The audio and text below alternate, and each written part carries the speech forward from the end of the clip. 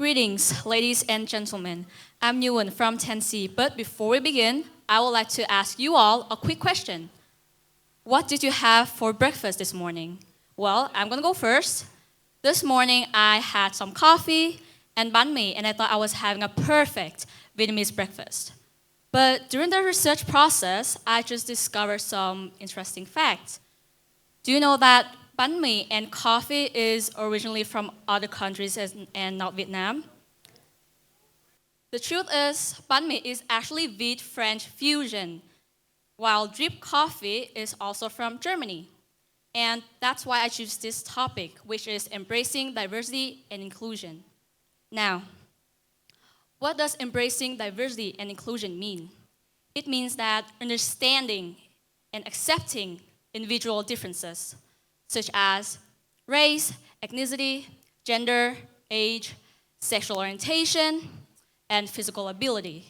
And it's also about creating an environment in which everyone, regardless of their histories or identities, feel appreciated, respected, and included.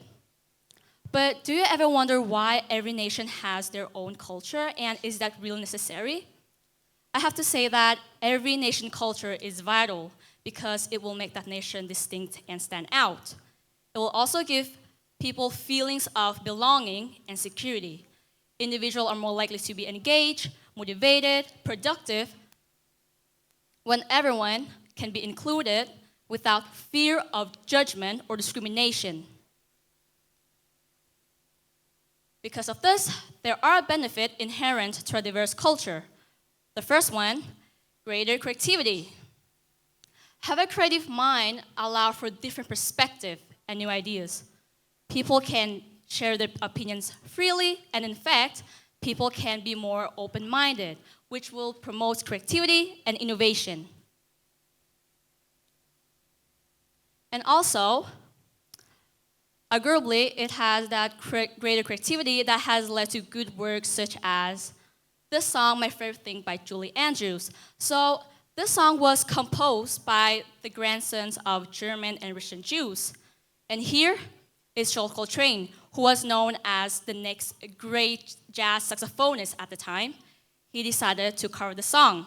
And surprisingly, it resulted in one of the jazz's greatest history moments. So we can see that because of diversity helped to create a work of art which cannot be created without diversity. Now, another example. I think many of you will know Jung An-hom. So he is a Vietnamese-born French film director and screenwriter. And he's also best known for his work at Vietnamese themes with contemporary style of execution. And he also received many, many awards. As you can see, 12 awards and 12 nominations.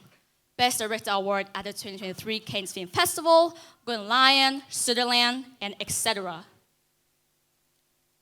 And here are also some of his famous movies: The Vertical Ray of the Sun, The Sense of Green Papaya, and Norwegian Wood.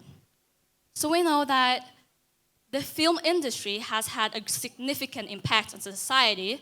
Therefore, Vietnamese film directors participating in filmmaking feel that they're also contributing great values to the entertainment industry. So we have seen that greater creativity helps to foster diversity. But it's not just cuisines, not just art. Cuisines are also influenced by diversity. Let me give you some example. Let's talk about diversity in food. First one, banh mi, our Vietnam traditional food. So when France invaded Vietnam, they actually carried the baguette with them. And the Vietnamese people also just began to consume the same way that they did. Just banh mi, maybe just a platter of cold meats, butter, cheese, and maybe some pate. But when French rule ended in 1945, the Vietnamese people began to add their own influence on the French sandwich. Mayonnaise replaced butter, cilantros and fresh chilies were also added for flavor, and pickled vegetables were also included. And that's how we got our today's banh mi. I think it looked more appetizing.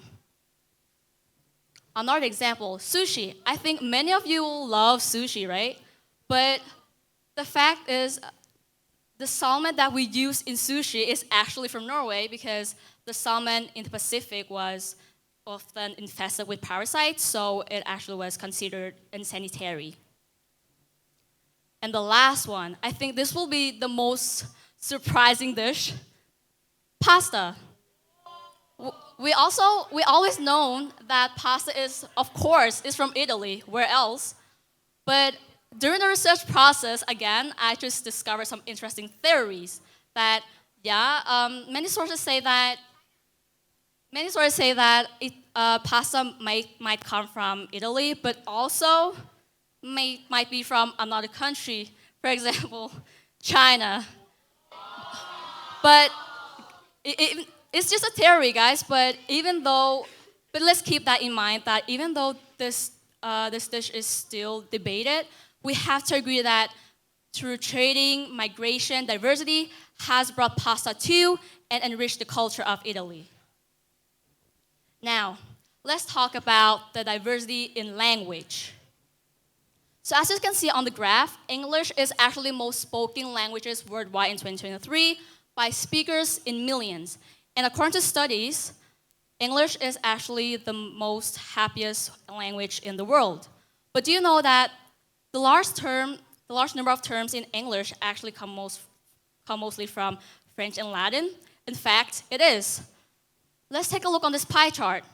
The source languages of English vocabulary come mostly from Latin and French, which is about like 29%. And also, let me tell you guys a fun fact that my teacher told me. So, maintaining a heritage language, a modern migrant language, has shown to be beneficial as you will do well in school and also help with your cognitive skills in your old age. Second, so let me give you some examples. Cartoon comes from actually an Italian word carton, which just means drawing on hard paper. Or justice comes from Old French justice, meaning law administration. And they just combine the word just in English to become justice. And this diversity has made English a versatile and adaptable language, capable of expressing new concepts and new ideas.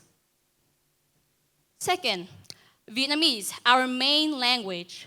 So if we go back a little in time, you will know that China ruled over Vietnam for 1,000 years, while France also colonized Vietnam for 61 years, from 1884 to 1945. And this was just like the nearest period until now. But it is actually probable that I also borrow words from these enemies, given the impact on international trade and migration has happened on their history. Also, let me give you some example. Pho, derived from the Chinese word "fen," represents a combination of Vietnamese and Chinese tradition through this delicious noodle soup. Second, sabut, originated from the French word autobus, indicates a feature of public transportation that had lasted in Vietnamese culture from a long time. So, now I want to introduce to you guys a quote that I really like from Robert Allen. So he's an American director and screenwriter. He said that cultural differences should not separate us from each other, but rather cultural diversity brings a collective strength that can benefit all of humanity. So you can see that without diversity, we wouldn't have the creativity in art, cuisines, or many other perspectives. And to end this presentation, I think we should embrace diversity and inclusion more to be able to enrich this whole world. Thank you for listening.